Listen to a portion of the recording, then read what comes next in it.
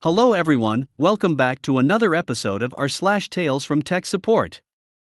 In today's episode, Power Matters.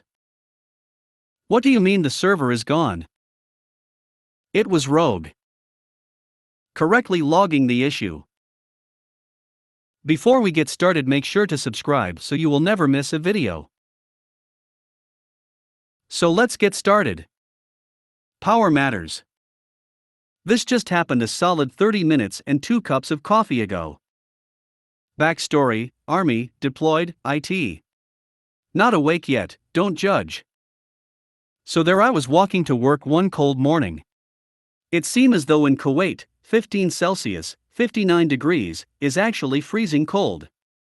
I think to myself that I should probably start wearing winter clothing. I got to Kuwait at the beginning of their summer, so I'm used to their 120+ degree weather, rather than the 60s we are at now. My important task of the day?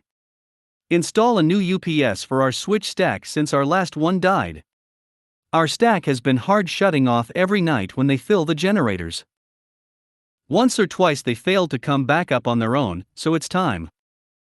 Due to circumstances prior to coming out here, my unit cannot buy our own equipment. This leaves us at the mercy of higher echelons to provide. Been roughly a solid 6 months since our last UPS died. But finally, through the power of complaining enough, we got a brand new UPS.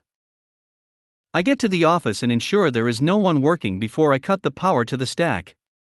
Once off, I unpack the UPS and hook it up and make it look all putty before connecting it to the wall. I plug it into the wall. Nothing. Slight panic, JPEG. I look back at the UPS and realize the self-test button is also the power button. No panic, JPEG. I press the button, self-test happens with a beep followed by a green light, nothing. Slight panic, JPEG 2. I grab the instructions and realize it says to hold the power button in for 3 seconds to power on. No panic, JPEG. I press the button in for 3 seconds, self-test, green light, beep, nothing. Panic, JPEG. I look at the box and immediately see 120V/60 Hz in the product name. Feel kinda dumb, JPEG. Everything on base is 220V/120 Hz. I don't know why we would even have an UPS here that won't work. But that makes sense as to why we got it then, lol. I unplug everything from the UPS and remove it, and plug directly back into the wall, nothing. Real panic, JPEG. I blew the breaker, ops. Flipped the breaker switch, and it powered up just fine. I got scared for a moment that when I blew the UPS I blew the stack as well when it didn't turn back on when plugged into the wall. It's too early for this shenanigans. I'm about to drink my 3rd cup of coffee.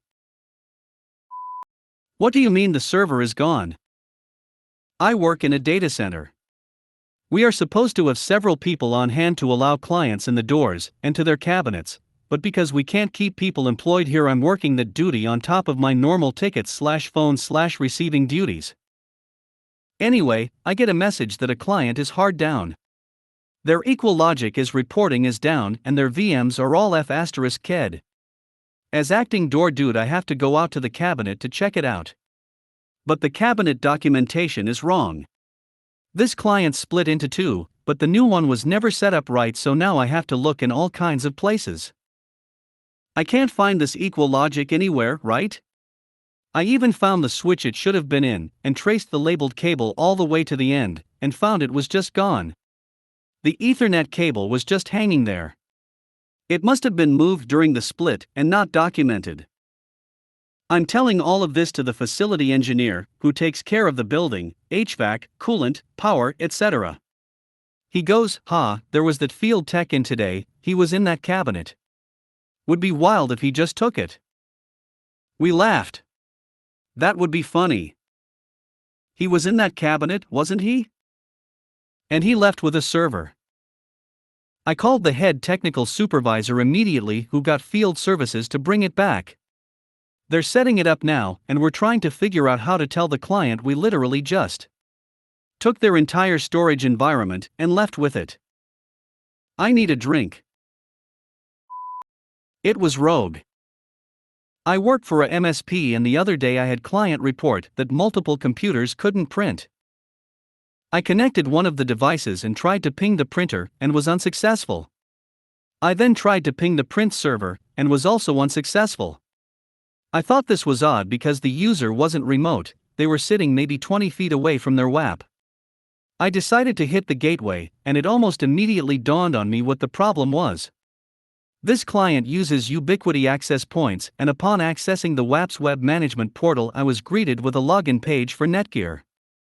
I called the client and asked if they possibly knew why this device was connected to a Netgear WAP.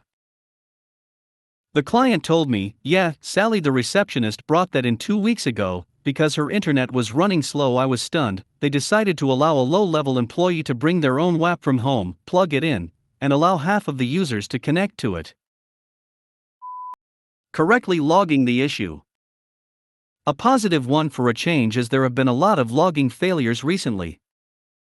One user in the building managed that rarest of things to be someone who genuinely understood computers and only came to us with sensible stuff, and a really nice bloke too. He served as an unofficial liaison between IT and his team, a position I've held myself. Oh, and he was a fellow sci-fi geek, which really helped him to be a friend. Thankfully, his team had him logging issues for the whole team just for efficiency. One day, his report just read, in full, word for word, I should really have phoned, but I needed a leg stretch, and meeting friends is always more fun in person. I know, I'm editing it. So, you notice this one quickly then, don't you? Bit faster than your average. Me, we always see it quickly, it's just we see it's from you and put it to the bottom of the queue.